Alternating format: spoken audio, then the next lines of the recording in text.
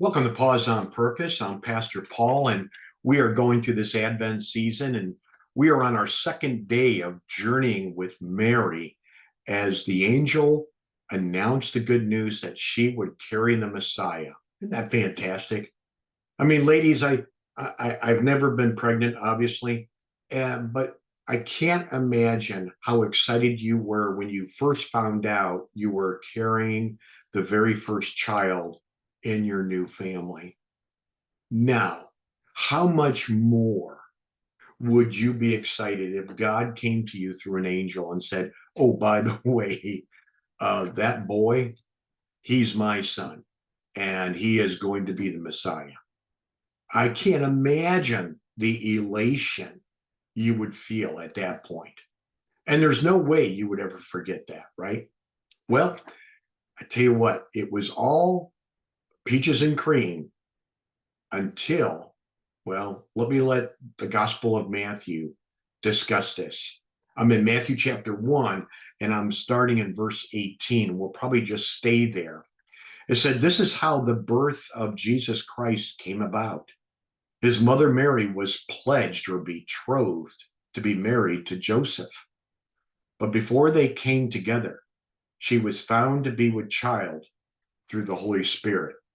Uh-oh. They were engaged. And the only reason why an engagement would ever be broken up in those days in the first century was due to immorality. Mary shows up pregnant. Joseph is thinking, and we don't want to get too far down the road because we'll cover that later on.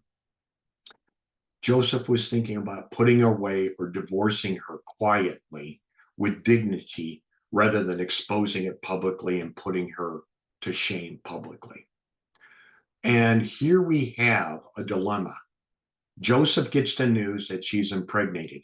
Mary describes to Joseph, we don't have a record of this conversation, but you can put on your creative thinking cap here a little bit and go back and forth to see how Joseph and Mary would interact.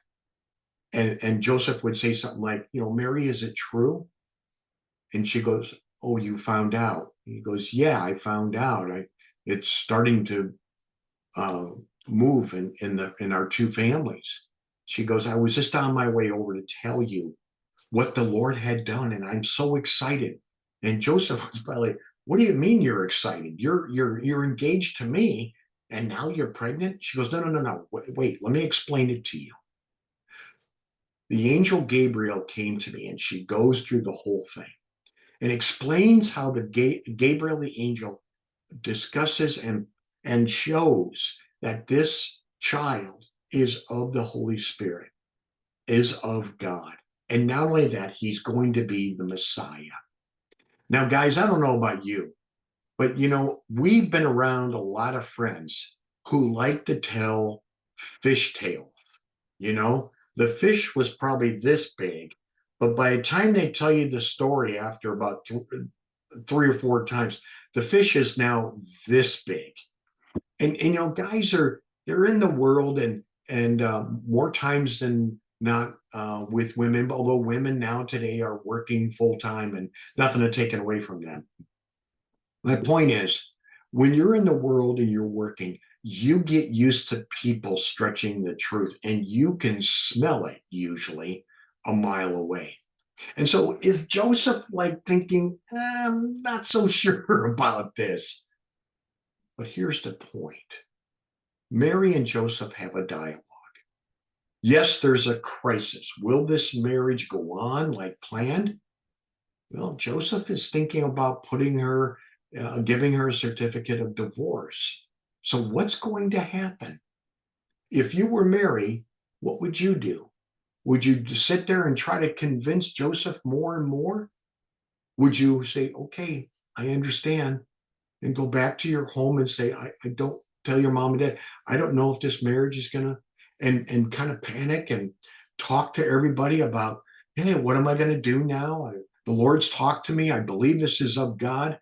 I know I didn't have any relationship with a man. This is not about that. It's not about immorality. It's about God doing the miraculous through me. I don't understand why he picked me, but Gabriel the angel came to me. All this is going on. What would you do? And this is where I'm going to leave you, because this is something I think Matthew, the gospel writer, leaves hanging a little bit, although he does answer it in the context later. But let me just leave it hanging with you. How would you respond?